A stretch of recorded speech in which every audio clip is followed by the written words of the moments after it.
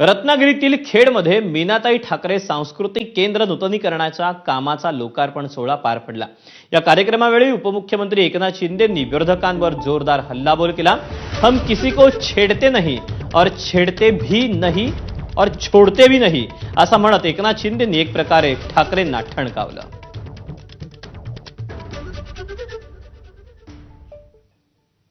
चालू सरकार पलटवणारा हा एकनाथ शिंदे आहे। टांगा पलटी घोड़े फरार करणारा एकनाथ शिंदे आहे। हम किसी को छेड़ते नहीं, हमें जो छेड़ेगा उसको छोड़ते नहीं। चालू सरकार पलटवणारा हा एकनाथ शिंदे आहे। टांगा पलटी घोड़े फरार करणारा एकनाथ शिंदे आहे। हम किसी को छेड़ते नहीं, हमें जो छेड़ेगा उसको छोड़ते नहीं। तिथे पावसाळी अधिवेशनात विरोधकांनी डान्सबार प्रकरणावरून गृहराज्यमंत्री योगेश कदम यांच्यावर गंभीर आरोप केले होते।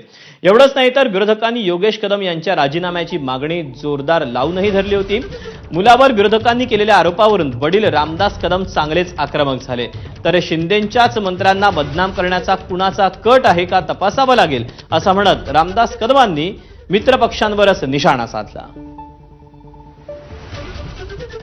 सभापतींना आदल्या दिवशी सगळे कागदपत्र दिल्याशिवाय, सभापतींची संमती घेतल्याशिवाय आरोप करता येत नाहीत। मग हे कसं, हे मॅनेज कसं झालं?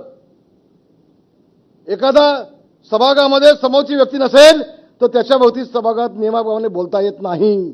मग कसं, मग हे कसं काय, हे काय मॅनेज झालं पुढं? पहिल्या दिवसापासून योगेश सभागृहामध्ये गेल्यापासून मंत्री म्हणून पहिल्या दिवसापासून हा खोटे नाटे आरोप करून राजीनामा दे। तुझ्या बापाचं काय ठेवाय का राजीनामध्ये? तुझ्या मायला कसला राजीनामा मागतोस तू?